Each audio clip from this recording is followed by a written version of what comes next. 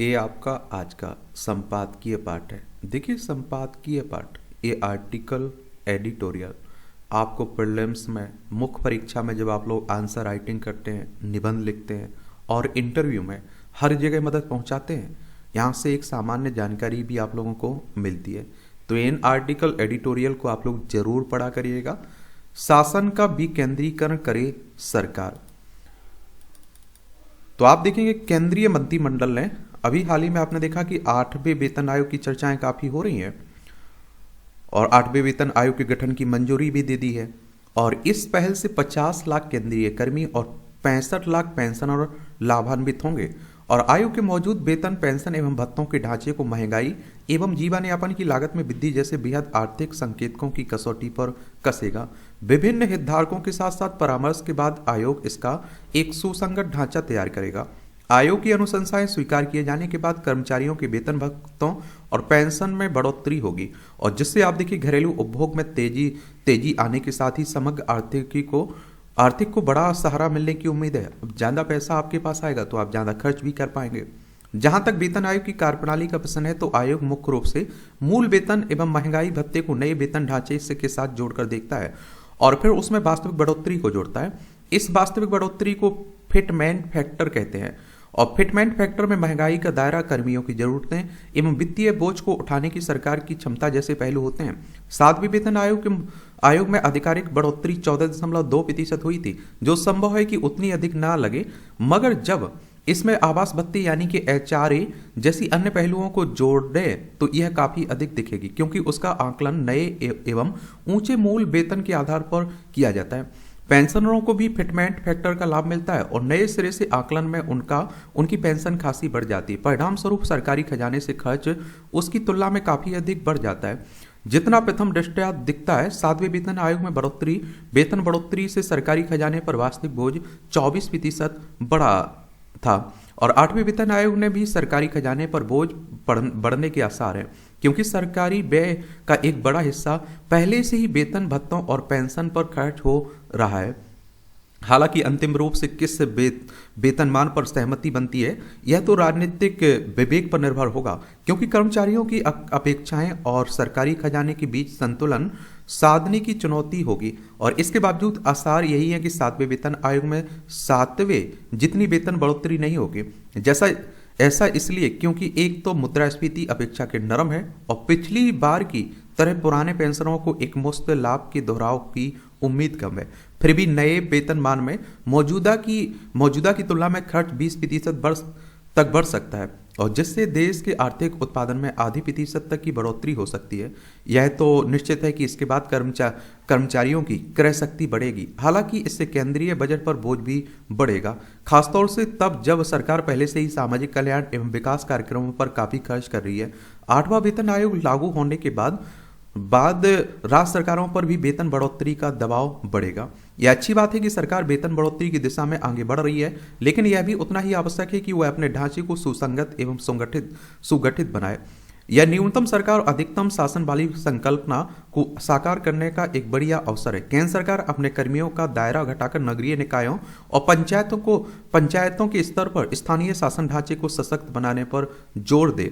ये स्थानीय संस्थाएं बिजली, पानी, सड़क और स्वास्थ्य जैसी बुनियादी सुविधाओं को बेहतर तरीके से चिन्हित करें, उन्हें प्रभावी रूप से प्रदान करने में कहीं अधिक सक्षम हो सकती हैं। शासन प्रशासन की विकेंद्रीकरण की पहल से सरकार सार्वजनिक सेवाओं की गुणवत्ता एवं गति बढ़ाने के साथ ही उन्हें और अधिक जवाबदेह बना सकती है। इसके लिए न केवल केंद्र से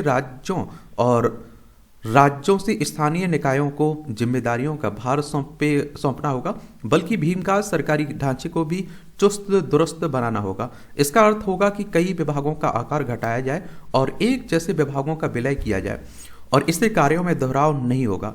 नौकरशाही के अनावश्यक बोझ को घटाने की कवायद अमेरिका में बाकायदा शुरू हो गई है। दूसरा कार्यकाल संभालने से पहले ही राष्ट्रपति ट्रंप ने एलन मस्क और विवेक रामास्वामी के नेतृत्व में डिपार्टमेंट ऑफ गवर्नमेंट एफिशिएंसी का गठन कर अपने इरादे जाहिर कर दिए।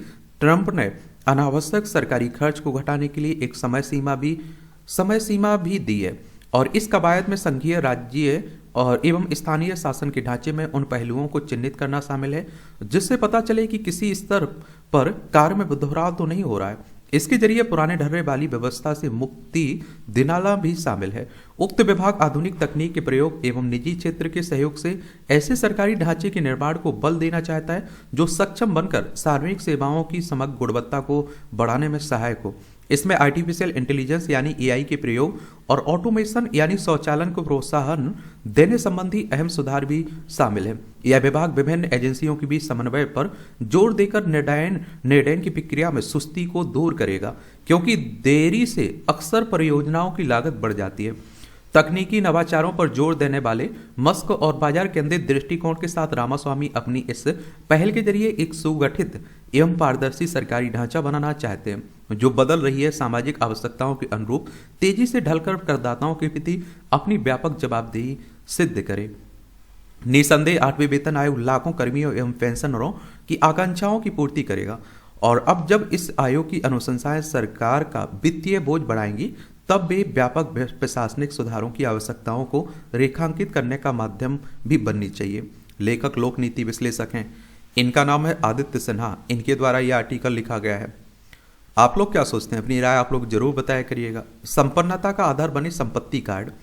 हाल ही में प्रधानमंत्री नरेंद्र मोदी ने स्वामित्व योजना के तहत संपत्ति कार्ड बांटते हुए कहा कि इससे आर्थिक विकास होगा और गरीबी उन्मूलन में मदद मिलेगी।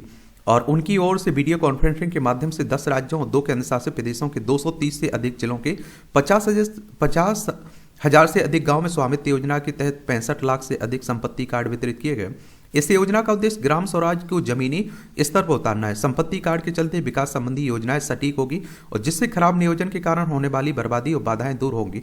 इस तरह पंचायत भूमि और चारागाह क्षेत्र की पहचान सहित संपत्ति के अधिकार भूमि स्वामित्व पर विवादों को हल करेंगे, जिससे ग्राम पंचायतें आर्थिक रूप से सशक्त होंगी। संपत्ति कार्ड से आपदाओं के दौरान मुआवजे का दावा भी आसान होगा। अप्रैल 2020 में प्रारंभ स्वामित्व योजना का उद्देश्य गांव में प्रत्येक संपत्ति का मालिक को अधिकार अभिलेख प्रदान करके ग्रामीण भारत की आर्थिक प्रगति को सक्षम बनाना है। यह योजना नवीनतम डॉन सर्वेक्षण और जीआईएस तकनीक के माध्यम से ग्रामीण क्षेत्रों में आबादी वाली भूमिका का सीमांकन करना है। भारत में ग्रामीण भूमि के बंदोबस्त के लिए अंतिम सर्वेक्षण कई दशक पहले पूरा हुआ था और इसके अलावा कई राज्यों में गांवों के आबादी क्षेत्र का सर्वेक्षण या मानचित्र नहीं किया गया था, इसलिए ग्राम आबादी क्षेत्र के लिए अधिकार अभिलेख नहीं बनाया जा सका। स्वाभाविक रूप से कानूनी दस्तावेज या स्वामित्व के प्रमाण के अभाव में आबादी क्षेत्र में संपत्ति मालिक अपने घर के उन्नयन या अपनी संपत्ति को बैंकों द्वारा ऋण और अन्य वित्तीय सहायता प्रदान करने के उद्देश्य से स्वीकृत वित्तीय संपत्ति के रूप में संस्थागत ऋण प्राप्त नहीं कर पाए। यह स्थिति पिछले 7 दशकों से अधिक समय से चली आ रही थी, जो देश के तीव्र आर्थिक विकास के रूप में बाधक बनी हुई थी। संपत्ति एक ऐसा सामाजिक संबंध है जो किसी व्यक्ति को संपत्ति स्वामी के रूप में मान्यता देता है या उसके आत्मसम्मान आत्मविश्वास के साथ साथ सुरक्षा के भाव से प्रत्यक्ष रूप से जुड़ा हुआ है। इंस्टीट्यूट ऑफ रेस रिलेशंस के 2021 के एक अध्ययन के अनुसार संपत्ति का अधिकार मानव अधिकार है। यह लोगों को उनकी संपत्ति को कानूनी और सामाजिक मान्यता देता है। 2018 में यूएनडीपी के तहत बने कार्य समूह commission on the legal empowerment of the poor की सह अध्यक्ष पूर्व अमेरिकी विदेश मंत्री मैडेलिन अल्ब्राइट और पेरू के अर्थशास्त्री हर्नांडो डी सोटो ने की थी। इस समूह ने making the law work for everyone शीर्षक से अपनी रपट में कहा था कि संपत्ति के अधिकार को मौलिक मानव अधिकार के रूप में समझा जाना चाहिए। निजी संपत्ति का अधिकार देश की आर्थिक प्रगति में कैसे भागीदारी निभाता है, इसके उत्तर में डी सोटो कहते हैं कि किसी विकासशील देश की आर्थिक प्रगति में बाधक उद्यमिता की कमी नहीं है, अब तो वह आर्थिक सामाजिक ढांचा है जो निर्धन को संपत्ति के अधिकार से वंचित करता है। यूएनडीपी की बात हो रही है, इसके बारे में भी आप लोग याद रखिएगा। यूनाइटेड नेशंस डेवलपमेंट प्रोग्राम की बात कर रहा हूं मैं। इसकी स्थापना कब हुई थी? 22 नवंबर 1965 में न्यूयॉर्क यूएसए में इसका हेडक्वार्टर देखने को मिलेगा।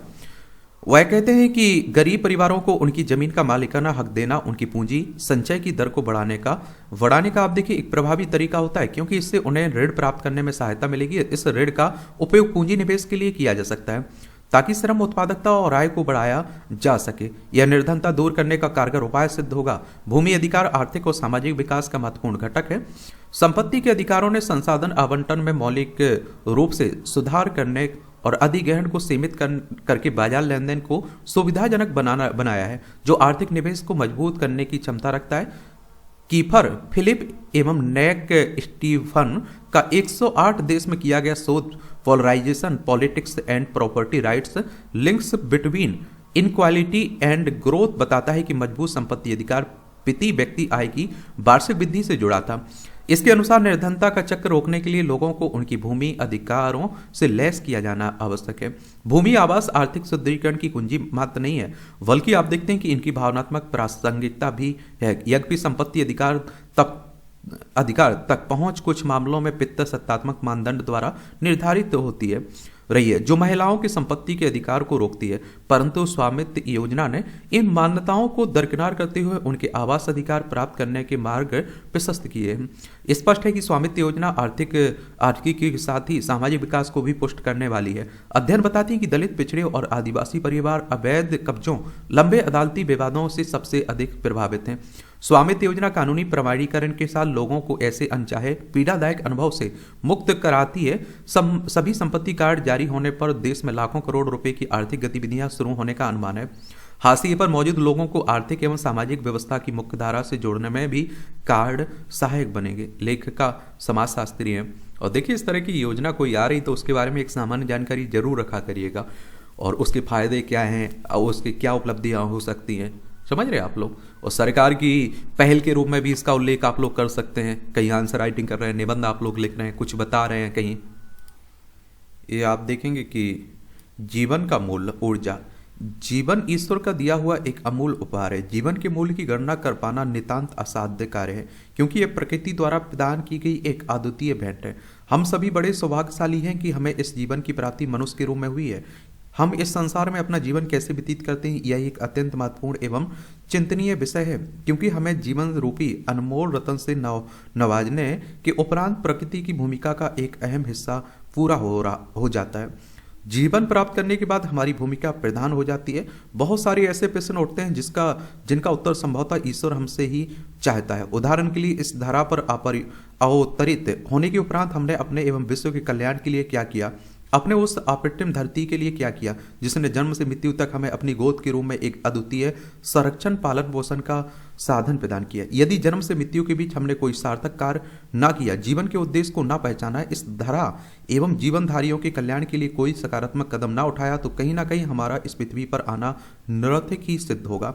हमें जीवन का मूल्य तभी समझ आएगा जब हम पूर्ण परिश्रम, मनोयोग के साथ अपने कर्तव्यों का निर्वहन करें। हम इस बात का सदैव ध्यान रखें कि हमारे किसी भी कृत्य से इस धरा एवं उसके जीवों को किसी भी तरह की कोई क्षति ना हो। यह भी एक कटु सत्य है कि हम उस अवधि से सर्वथा अनभिज्ञ हैं जो हमें इस जीवन रूपी उपहार में मिलती है, और अतः हमारे लिए यह नितांत आवश्यक है कि हम उद्देश्यहीन एवं निरर्थक कार्यों की तरफ अपना ध्यान न भटकाकर ऐसे लक्ष्यों का संधान करने का प्रयास करें जो आत्म कल्याण के साथ साथ संपूर्ण विश्व के उत्थान हेतु सहायक सिद्ध हो सके। अच्छा कॉलम लिखा जाता है, समझा करिए, सोचा करिए, जीवन में अच्छी बातों को उतारा करिएगा। जेल से चुनाव। दिल्ली दंगे के आरोपित ताहिर हुसैन की ओर से चुनाव लड़ने के लिए जमानत की मांग पर सुप्रीम कोर्ट ने यह सही कहा कि ऐसे लोगों को चुनाव लड़ने पर रोक लगनी चाहिए। सुप्रीम कोर्ट यानी कि हमारी सर्वोच्च अदालत है। संविधान के अनुच्छेद 124 के तहत सुप्रीम कोर्ट की स्थापना की बात की गई है। 124 के तहत 28 जनवरी 1950 में स्थापना हुई थी। ये आप देखिए, दिल्ली है, विधानसभा में यहाँ 70 सीटें हैं, राज्यसभा में 3 सीटें, लोकसभा में 7 सीटें, और अतीसी यहाँ की चीफ मिनिस्टर है। यहीं चुनाव हो रहे हैं ना। ये चुनाव करवाता कौन है, कौन सी संस्था करवाती है, उसके बारे में एक सामान्य जानकारी नीचे लिखिएगा। दुर्भाग्य से ऐसा तब संभव है जब तक मौजूदा कानून में बदलाव नहीं होता। इस बदलाव के लिए सरकार को पहले करनी होगी और उसे राजनीतिक दलों का समर्थन करना होगा। और कहना कठिन है कि सभी राजनीतिक दल उस कानून को बदलने के लिए तैयार होते हैं या नहीं, जो जेल में बंद लोगों को चुनाव लड़ने की अनुमति देता है। यह अनुमति इस मान्यता के आधार पर मिली हुई है कि दोष सिद्ध न होने तक हर व्यक्ति निर्दोष है। और आप देखते हैं कि क्या है, इसके चलते ही कई लोग जेल में बंद होने के बाद भी चुनाव लड़ते हैं और चुनाव प्रचार के लिए जमानत की मांग भी करते हैं और जीत भी जाते हैं। पता है आपको, इनमें भी होते हैं जो गंभीर अपराध के आरोप में जेल बंद होते हैं। विडंबना यह है कि ऐसे कई लोग चुनाव जीत भी जाते हैं क्योंकि वे जाति, पंथ, क्षेत्र के आधार पर या फिर अपनी बेगुनाही का रोना रोकर लोगों की भावनाओं को भुनाने में समर्थ हो जाते हैं।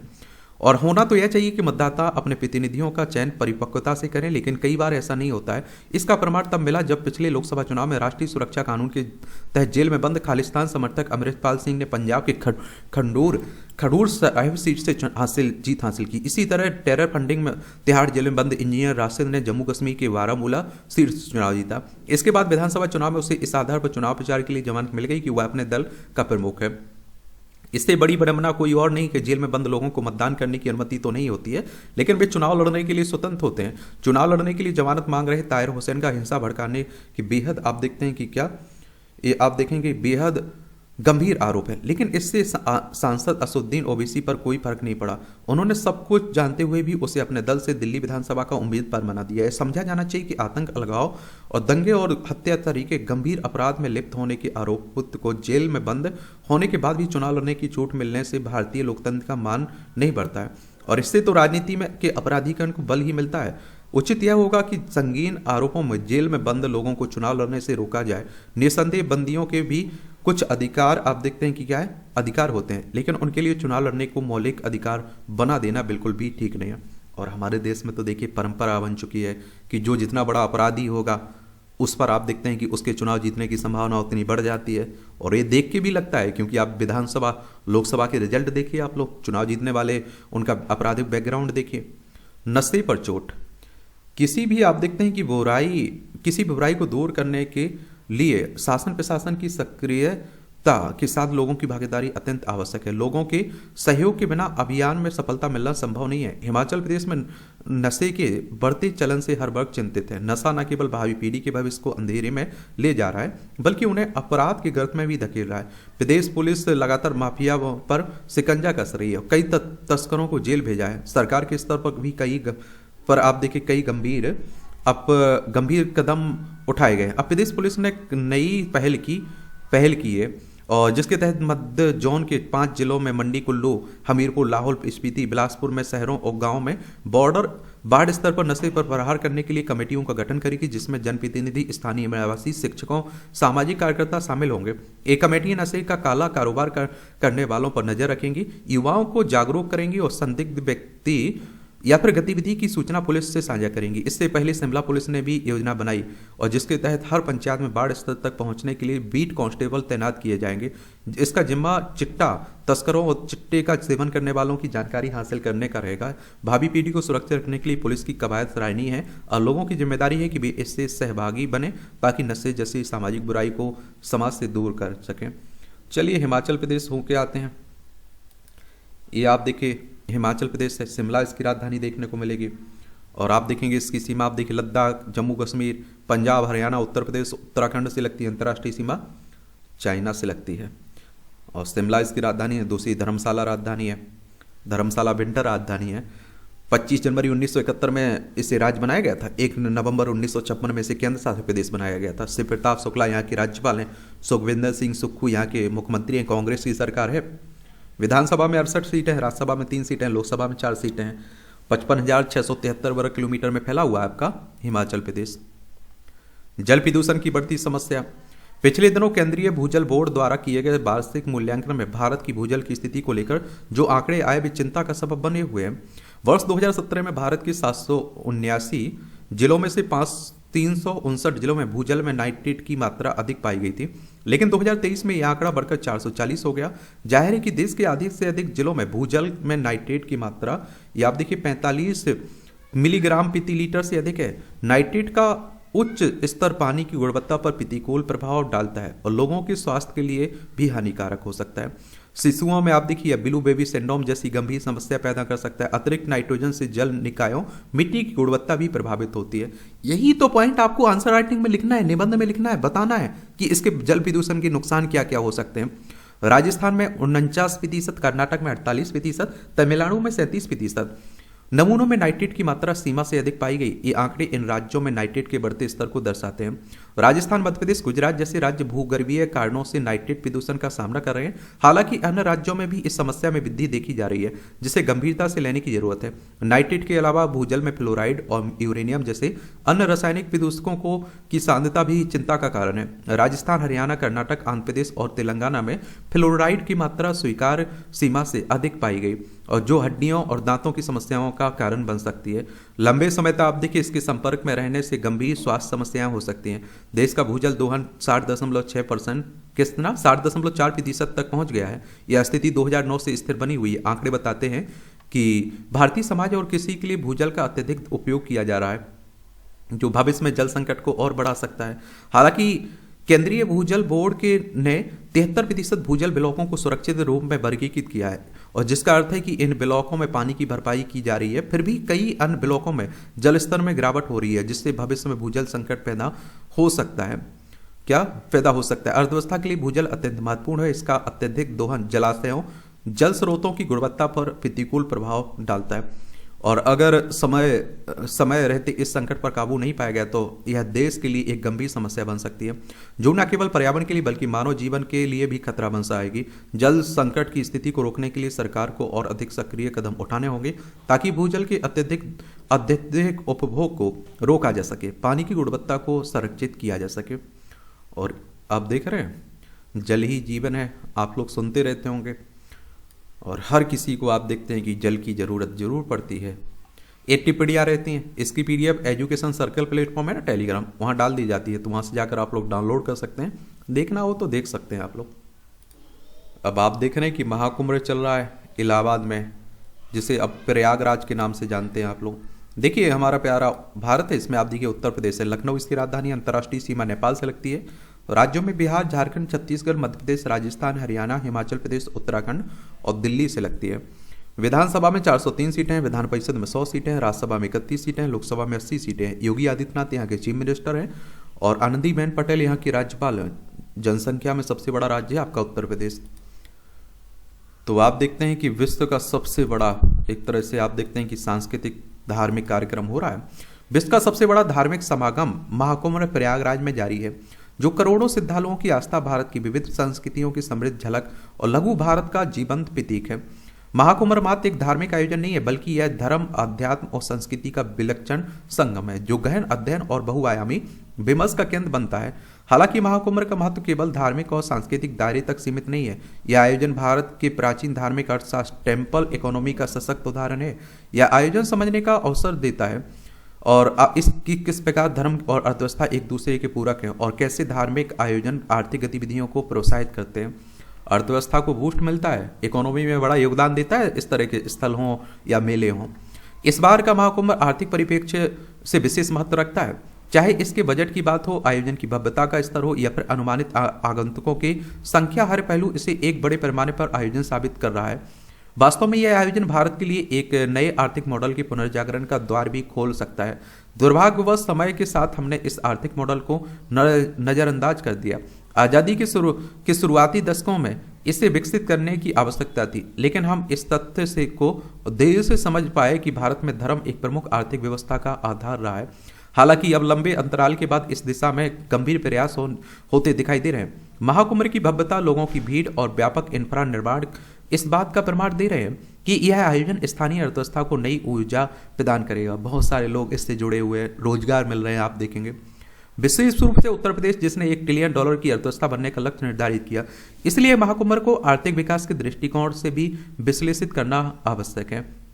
महाकुंभ 2025 इतिहास का सबसे महंगा आयोजन है, जिसके लिए 6,500 करोड़ रुपए से अधिक की राशि आवंटित की गई। अनुमान है कि यह 7,500 करोड़ रुपए तक पहुंच सकती है। यह राशि देश के कई छोटे राज्यों के वार्षिक बजट के लगभग आधे के बराबर है। स्वाभाविक रूप से इतने बड़े खर्च पर सवाल उठ सकते हैं, लेकिन महाकुंभ की आर्थिक संभावनाएं इसे तर्कसंगत ठहराती हैं। इतिहास पर नजर डालें तो आप देखिए 1882 के कुंभ मेले में 20,228 रुपये की लागत के मुकाबले 49,840 रुपये का राजस्व प्राप्त हुआ। या आप देखिए इसी प्रकार इस बार आयोजन से लगभग 25,000 करोड़ रुपए का प्रत्यक्ष राजस्व उत्पन्न होने की उम्मीद है। साथ ही 45 करोड़ श्रद्धालुओं के आगमन के साथ न्यूनतम 2,000 रुपए प्रति व्यक्ति खर्च का अनुमान लगाए तो 90,000 कितना 90,000 करोड़ रुपए तक का व्यापक व्यय अर्थव्यवस्था में होने की उम्मीद है। इसके अलावा महाकुंभ का मल्टीप्लायर इफेक्ट स्थानीय अर्थव्यवस्था पर गहरा प्रभाव डालेगा। पर्यटकों, स्नान करने के लिए आए लोगों के जरिए होटल, परिवहन, खान पान और स्थानीय उत्पादों पर खर्च के माध्यम से कई स्तरों पर आर्थिक गतिविधियां गतिमान होंगी। यह चक्र आय, मांग, उत्पादन और रोजगार के नए अवसर सृजित करेगा। इसके लिए महाकुंभ केवल धार्मिक आयोजन नहीं है बल्कि आर्थिक विकास का एक महत्वपूर्ण अवसर भी है। इसके अलावा ऐसे बड़े धार्मिक आयोजन एक महत्वपूर्ण इंफ्रास्ट्रक्चर निवेश की मांग करते हैं। इतनी विशाल भीड़ के प्रबंधन के लिए बुनियादी ढांचे का नए सिरे से निर्माण आवश्यक हो जाता है, जिससे स्थानीय विकास को बढ़ावा मिलता है और रोजगार के अवसरों में वृद्धि होती है। उत्तर प्रदेश पर्यटन विभाग के आंकड़ों के अनुसार महाकुंभ 2025 की तैयारियों के अंतर्गत अब लगभग 45,000 परिवारों को प्रत्यक्ष अप्रत्यक्ष रूप से रोजगार के अवसर प्राप्त हुए। उम्मीद है कि 45 दिनों तक चलने वाले महाकुंभ के दौरान 12 लाख गिग और अस्थायी रोजगार सृजित होंगे और जिससे विभिन्न सेक्टरों के करीब 8 लाख लोगों को फायदा होगा।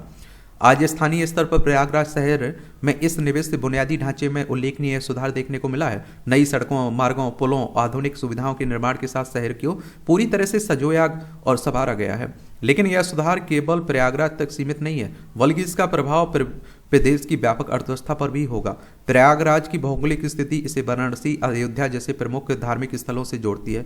महाकुंभ के दौरान करोड़ों श्रद्धालु नवनिर्मित श्री राम मंदिर और काशी विश्वनाथ धाम का भी दर्शन करेंगे और जिससे इन शहरों में पर्यटन आर्थिक गतिविधियों को व्यापक बढ़ावा मिलेगा। इस आयोजन से होने वाले प्रत्यक्ष लाभ का अनुमान 1.25 लाख करोड़ रुपए है, लेकिन इसका रुपए तक पहुंच सकता है कितने 2 लाख करोड़ रुपए तक पहुंच सकता है। यह प्रभाव स्थानीय व्यवसायों, रोजगार सृजन और राज्य की समग्र आर्थिक वृद्धि को नई ऊंचाइयां प्रदान करेगा। इस आर्थिक परिवर्तन का प्रभाव न केवल स्थानीय व्यवसायों और रोजगार सृजन पर पड़ेगा बल्कि राज्य की समग्र आर्थिक वृद्धि की गति को भी तीव्र करेगा।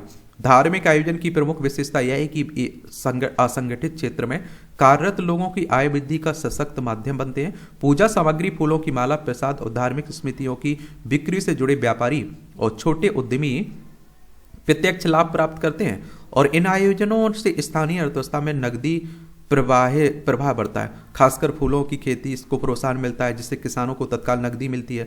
साथ ही पूजा सामग्रियों की बढ़ती मांग लघु और कुटीर उद्योगों का विस्तार करती है जिससे रोजगार के नए अवसर उत्पन्न होते हैं। इसके अलावा धार्मिक मेलों से कारीगरों और कलाकारों को अपने उत्पाद की बिक्री के लिए एक नया मंच मिलता है। उदाहरण के लिए प्रयागराज के मुंज उत्पाद जो वन डिस्ट्रिक्ट वन प्रोडक्ट योजना के तहत आते हैं महाकुंभ मेले में पर्यटकों को आकर्षित कर सकते हैं।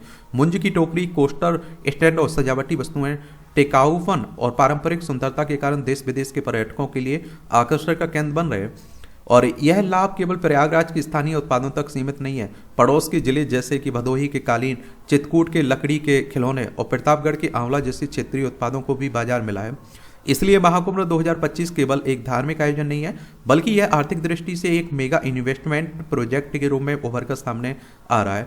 इस आयोजन से न केवल धार्मिक और सांस्कृतिक दृष्टिकोण से भारत को वैश्विक पहचान मिलेगी बल्कि यह उत्तर प्रदेश के $1 ट्रिलियन अर्थव्यवस्था लक्ष्य को भी महत्वपूर्ण गति प्रदान करेगा। यह आयोजन एक ऐसा मंच प्रदान करेगा जो धर्म से आर्थिक विकास का आदर्श उदाहरण प्रस्तुत करेगा। महाकुंभ से प्राप्त अनुभवों को ध्यान में रखते हुए यदि इसी तरह के आयोजनों को और अधिक संगठित और संरचित रूप में विकसित किया जाए तो भारत आर्थिक प्रगति के नए आयाम स्थापित कर सकेगा। ये आर्थिक विकास के लिए जरूरी टेम्पल ड्वेन इकोनॉमी।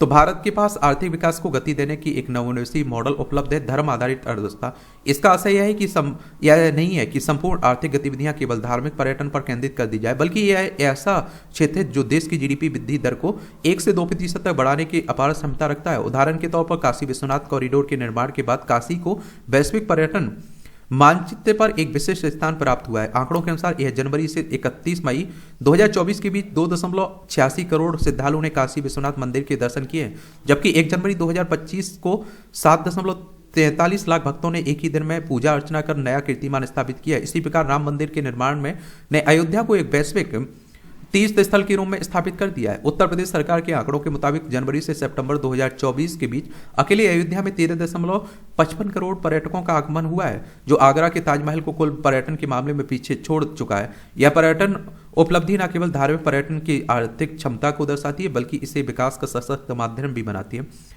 भारत में जो 4 धामों, 51 शक्तिपीठों, 12 ज्योतिर्लिंगों, अनेक प्राचीन मंदिरों का केंद्र है, धार्मिक पर्यटन के माध्यम से आर्थिक विकास को एक नई दिशा दे सकता है। इस संदर्भ में भारत को टेम्पल ड्वेन इकोनॉमी की अवधारणा को अपनाने की आवश्यकता है। यदि राम मंदिर, प्रयागराज, महाकुंभ और काशी विश्वनाथ कॉरिडोर के मॉडल पर देश के 100 प्रमुख धार्मिक स्थलों का विकास किया जाए तो यह व्यापक आर्थिक परिवर्तन का मार्ग प्रशस्त कर सकता है और इन स्थलों पर बेहतर बुनियादी ढांचा, आधुनिक सुविधाएं और सुगम परिवहन नेटवर्क तैयार कर धार्मिक पर्यटन को एक व्यापक आर्थिक गतिविधि के रूप में परिवर्तित किया जा सकता है और इससे स्थानीय व्यवसाय और लघु एवं मध्यम उद्यम को विकास के नए अवसर मिलेंगे। आधारभूत संरचना, नवीन उद्यमिता और आर्थिक दृष्टिकोण को भी प्रोत्साहन मिलेगा और जिससे यह मॉडल स्थायी क्या होगा, स्थायी आर्थिक विकास का आधार भी बन सकता है। अब आप लोग क्या सोचते हैं, अपनी राय आप लोग जरूर दिया करिएगा। भैया आपकी राय मायने भी रखती है, क्योंकि प्रीलिम्स आपको देना है, मुख्य परीक्षा आप लिखेंगे, निबंध आप लिखेंगे, इंटरव्यू आप देंगे, तो आपकी राय भी तो होनी चाहिए कुछ।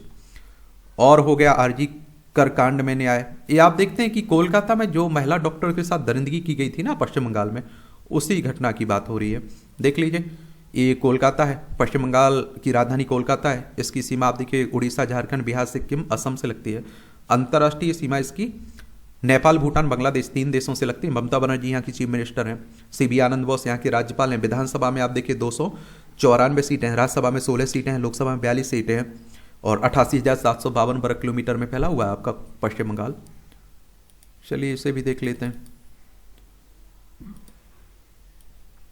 तो कोलकाता के आरजी कर मेडिकल कॉलेज अस्पताल में प्रशिक्षु महिला डॉक्टर से दुष्कर्म एवं हत्या की घटना के 163 दिनों के बाद कोर्ट ने दोषी सिविल वॉलंटियर संजय राय को उम्र कैद की सजा सुना दी, परंतु फैसले से ना तो मृतका के माता पिता न ही उनके सहकर्मी डॉक्टर शुभेच्छु संतुष्ट हैं। उनका एक प्रश्न है कि क्या उम्र कैद की सजा देने से न्याय हो गया?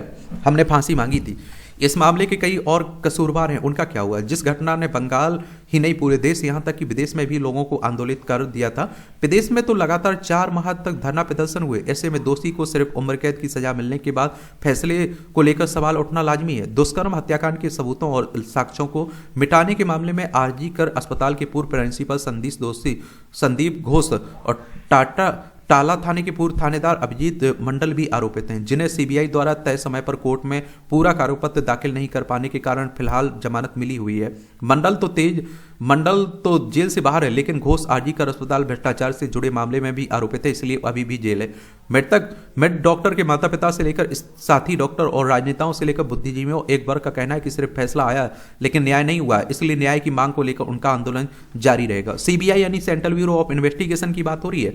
1 अप्रैल 1963 में स्थापना हुई थी। नई दिल्ली में हेडक्वार्टर देखने को मिलेगा। डॉक्टर ने संजय राय की सजा पर असंतोष व्यक्त करते हुए मांग की है कि सीबीआई इस अपराध में शामिल सभी दोषियों को कोर्ट के कटघरे में लाए। संजय को तो सजा मिली है और काफी नहीं है, अन्य दोषी कहाँ हैं? सीबीआई की जांच परिस्थितिजन्य साक्ष्यों पर आधारित थी, लेकिन घटनास्थल के सबूतों का क्या हुआ? अभी भी कई प्रश्न हैं जिनके उत्तर नहीं मिले। डॉक्टरों के मुताबिक सीबीआई ने कहा कि वह जल्द ही पूरक आरोप पत्र दाखिल करेगी, इसका क्या हुआ? जूनियर डॉक्टर पूछ रहे हैं कि हमने 20 मुख्य प्रश्न उठाए थे और जिनके जवाब आज तक नहीं मिले। अपराध स्थल पर छेड़छाड़ के सबूत स्पष्ट सबूत है और हम तब तक चैन से नहीं बैठेंगे जब तक सबूतों के साथ छेड़छाड़ करने वालों को सजा नहीं मिल जाती है। और भाजपा और कांग्रेस के नेता लगभग एक स्वर में कह रहे हैं कि यदि साक्ष्यों और सबूतों को नहीं मिटाया गया होता तो कई और लोग कटघरे में होते। केंद्रीय मंत्री एवं प्रदेश अध्यक्ष भाजपा अध्यक्ष सुकांत मजूमदार पहले ही कहते आ रहे हैं कि कोलकाता पुलिस द्वारा जांच की शुरुआती 5 दिनों के दौरान साक्ष्यों के साथ क्या किया गया है। यदि उचित आप देखते हैं सबूत होते तो सब कुछ स्पष्ट हो जाता है। भाजपा आईटी सेल के प्रमुख अमित मालवीय ने एक्स पर लिखा है कि संजय राय को आजीवन कारावास और 50,000 रुपये का जुर्माना न्याय का माकूल है। इस फैसले के खिलाफ अपील की जानी चाहिए। वह प्रदेश कांग्रेस के प्रवक्ता सुमन राय चौधरी का कहना है कि प्रशासन ने सबूत नष्ट करके अपराधियों को संरक्षण दिया है। माकपा के राज्य सचिव मोहम्मद सलीम के अनुसार फैसला तो सुना दिया गया लेकिन न्याय नहीं हुआ है। फैसला आने के बाद मुख्यमंत्री ममता बनर्जी ने कहा है कि वह चाहती हैं कि दोषी को फांसी हो। हमने फांसी की मांग की थी, मुझे नहीं पता कैसे, अगर हमारे पास मामला होता तो हम पहले बहुत पहले ही फांसी का आदेश निकलवा चुके होते। पर प्रश्न एक ही है कि सिर्फ राय को उम्र कैद की सजा देने से इस जघन्य घटना में न्याय हो गया। दूसरी ओर आरजी कर कांड के बाद दुष्कर्म हत्या की हुई 4 अन्य घटनाओं में त्वरित न्याय हुआ है। दुष्कर्म की मौत की सजा सुनाई गई है। आरजी कर का फैसला आने से 3 दिन पहले हुगली जिले में 5 वर्ष की बच्ची से दुष्कर्म या हत्या करने वाले को कोर्ट ने घटना के 55 दिनों के भीतर फांसी की सजा सुनाई थी। इससे पूर्व बीते 14 दिसंबर को मुर्शिदाबाद के फरक्का में नाबालिग से दुष्कर्म हत्या के मामले में 61 दिन में फैसला आया था और 2 दोषियों में से एक को मृत्युदंड तो दूसरे को उम्र कैद की सजा सुनाई गई। वहीं 7 दिसंबर को दक्षिण 24 परगना जिले के जयनगर में 9 साल की एक बच्ची से दुष्कर्म एवं हत्या के मामले में 64 दिनों के भीतर दुष्कर्मी को मौत की सजा सुनाई गई। इससे पहले 8 सितंबर को दार्जिलिंग जिले के माटीगाड़ा में एक नाबालिग लड़की के साथ दुष्कर्म और हत्या के मामले में दुष्कर्म को मौत की सजा सुनाई गई। इस घटना में कोर्ट के फैसले में पुलिस प्रशासन का ईमानदार प्रयास दिख रहा है, लेकिन आरजी कर कांड में पुलिस प्रशासन ही सवालों के घेरे में। तो ये पूछा जा रहा है कि आखिर सब कुछ इतना हुआ, ऐसा हुआ, तो फांसी की सजा क्यों नहीं दी गई? उसी को लेकर सवाल खड़े हो रहे हैं। आप लोग क्या सोचते हैं? अपनी राय दे सकते हैं। इंडियन स्टेट के खिलाफ लड़ाई, अभी राहुल गांधी ने जो बयान दिया उसी को लेकर बातें हो रही हैं। और राहुल गांधी कांग्रेस के लीडर हैं। कांग्रेस की स्थापना 1885 में हुई थी। एओ ह्यूम इसके संस्थापक थे। WC बनर्जी, व्योमेश चंद्र बनर्जी इसके पहले अध्यक्ष थे। नेता प्रतिपक्ष राहुल गांधी के भाजपा और RSS के साथ इंडियन स्टेट के खिलाफ लड़ाई के ऐलान के बाद एक नई बहस छिड़ गई है। देखिए, भाजपा की बात करें तो 1980 में इसकी स्थापना हुई थी, ये भी आप लोग याद रखिएगा। अटल बिहारी वाजपेयी पहले इसके राष्ट्रीय अध्यक्ष थे और राष्ट्रीय स्वयंसेवक संघ BJP का सहयोगी एक संगठन माना जाता है। इसकी स्थापना 27 सितंबर 1925 में हुई थी। KB हेडगेवार इसके फाउंडर थे। हिंदू राष्ट्र हिंदुत्व की बात करता है ये संगठन। नागपुर में हेडक्वार्टर देखने को मिलेगा। नेता प्रतिपक्ष के रूप में राहुल गांधी जिस इंडियन स्टेट का हिस्सा है उसके खिलाफ लड़ाई के उनके ऐलान के पक्ष और विपक्ष में तरह तरह की तर्क दिए जा रहे हैं। वैसे इंडियन स्टेट के खिलाफ लड़ाई कोई नई बात नहीं है। आज़ादी के बाद वर्ष 1967 से नक्सलवाद और 1977 से जिहादी आतंकवाद इंडियन स्टेट के खिलाफ लड़ाई लड़ रहे हैं। यह अलग बात है कि इस समय दोनों को बार बार पराजय का सामना करना पड़ा है और वे आज अंतिम सांसें गिर रहे हैं। 1947 में आज़ादी के बाद से ही भारत को कई अलगाववादी और उग्रवाद आंदोलन का सामना करना पड़ा। इनमें कश्मीर की आज़ादी को लेकर पाकिस्तान पोषित आतंकवाद, अलग देश की मांग करने वाला नागा आंदोलन, असम में सांस्कृतिक विरासत की सुरक्षा लेकर उल्फा के हिंसक आंदोलन समेत कई आंदोलन शामिल हैं। इन सभी का उद्देश्य किसी खास हिस्से की आज़ादी या स्वायत्तता से जुड़ा था और उसके लिए चलाए जा रहे हिंसक आंदोलन के क्रम में इंडियन स्टेट से भी उनका स्वाभाविक रूप से टकराव होता रहा है। लेकिन पूरे भारत में इंडियन स्टेट को उखाड़ फेंकना, नई शासन प्रशासन प्रणाली लागू करना उसका उद्देश्य कभी नहीं रहा। वहीं नक्सलवाद और जिहादी आतंकवाद दोनों सीधे तौर पर इंडियन स्टेट के खिलाफ रहा और उसे उखाड़ फेंकने दोनों का अंतिम उद्देश्य रहा है। 1949 में चीन में खूनी क्रांति के जरिए कम्युनिस्ट सरकार की स्थापना से प्रेरित होकर भारत में 1967 में बंगाल के नक्सलवाड़ी गांव से खूनी क्रांति की शुरुआत हुई। इसका उद्देश्य किसानों मजदूरों को एकजुट कर पूरे इंडियन स्टेट को उखाड़ फेंकना था और जिसमें लोकतांत्रिक प्रणाली भी शामिल है। और नक्सलियों ने संविधान, संसद, कार्यपालिका, न्यायपालिका सभी को सिरे से खारिज कर दिया और इन्हें गरीबों के शोषण, पूंजीपतियों के संरक्षण का औजार करार दिया। जल्द ही यह बिहार, उड़ीसा, आंध्र प्रदेश, महाराष्ट्र और मध्य प्रदेश में फैल गए। नक्सलियों ने नेपाल के पशुपति से लेकर आंध्र प्रदेश के तिरुपति तक रेड कॉरिडोर का निर्माण कर लिया, जिसमें वे बेरोटोग आ जा सकते थे। नक्सलियों की बढ़ती ताकत और उससे भारतीय स्टेट को मिल रही चुनौतियों को देखते हुए तत्कालीन प्रधानमंत्री मनमोहन सिंह ने इसे आंतरिक सुरक्षा के लिए सबसे बड़ा खतरा बताया था। और धीरे धीरे आप देखिए नक्सलियों ने झारखंड, उड़ीसा, छत्तीसगढ़, बिहार, महाराष्ट्र के घने जंगलों में अपना सुरक्षित पनाहगाह बना लिया। वहां अपनी पीपुल्स गुरिल्ला आर्मी का गठन भी कर लिया। लेकिन 2010 में छत्तीसगढ़ में CRPF के 76 जवानों की मौत के बाद JNU में जिस तरह से जश्न मनाया गया, उसने कॉलेजों, विश्वविद्यालय, अन्य शहरों और संस्थाओं में बड़े पैमाने पर नक्सल समर्थकों की उपस्थिति की ओर सुरक्षा बलों का ध्यान खींचा। ऐसे शहर नक्सली समर्थकों को अर्बन नक्सल का नाम दिया गया। नक्सली इंडियन स्टेट को कमजोर करने के लिए तमाम अलगाववादी आंदोलनों को नैतिक समर्थन देते रहे, लेकिन सरकार के कठोर कदम के आगे धीरे धीरे नक्सली नतमस्तक होते गए। अब एक हारी हुई लड़ाई को लंबा करने की कोशिश कर रहे हैं। सरकार ने 31 मार्च 2026 तक देश को नक्सल समस्या से पूरी तरह से मुक्त करने का लक्ष्य रखा है और नक्सलियों को आत्मसमर्पण करने या फिर पुलिस मुठभेड़ में मारे जाने में से किसी एक को चुनने को कहा है। वहीं 1977 में भारत में इस्लामिक शासन लागू करने के उद्देश्य से सिमी का गठन किया गया था। इसका उद्देश्य जिहादी आतंकवाद के माध्यम से इंडियन स्टेट को उखाड़ फेंकना था। प्रतिबंधों और सुरक्षा एजेंसियों के कार्रवाई के कारण यह जिहादी आतंकवाद नए नामों के साथ लंबे समय तक सक्रिय रहा। सिमी के बाद इंडियन मुजाहिदीन, अब PFI इसी जिहादी आतंकवाद की कड़ी का हिस्सा हैं और इन्होंने 2047 तक भारत में गजबा-ए हिंद लाना यानी इस्लामिक शासन लागू करने का लक्ष्य रखा है। पर पिछले एक दशक में सुरक्षा एजेंसियों धीरे धीरे जिहादी आतंकवाद को कमर तोड़ने में सफल हो रही हैं। जाहिर है कि आज़ादी के बाद के वर्षों में इंडियन स्टेट खुद को चुनौती देने वालों से निपटने में काफ़ी हद तक सफल रहा। थोड़े समय के लिए इंडियन स्टेट भले ही बैकफुट पर नजर आता हो, पर अंततः जीत उसकी ही होती है। यह देखना दिलचस्प होगा कि नेता प्रतिपक्ष इंडियन स्टेट के खिलाफ लड़ाई में कितना सफल हो पाते हैं। ये आप देखिए, लेकिन कहते हैं कि कई लोग इनके पक्ष में हैं राहुल गांधी के कि भैया वो, ये आप देखिए नीलू रंजन के अपने विचार हैं। ये भी याद रखिएगा कि इंदिरा गांधी के समय भी विपक्ष जो नेता थे वो भी कहते थे कि हम इंदिरा गांधी से लड़ रहे हैं, कांग्रेस से लड़ रहे हैं, इंडियन स्टेट से लड़ रहे हैं। वही राहुल आजकल अपना रहे हैं, बातें दोहरा रहे हैं। और इस तरह से आप देखेंगे कि आज के संपादकीय पाठ की कहानी कवर होती है। आप लोग पढ़ते रहिए, एंजॉय करते रहिए। आपका कोई सवाल हो, मेरे लिए सुझाव हो, तो आप लोग जरूर बता सकते हैं। धन्यवाद।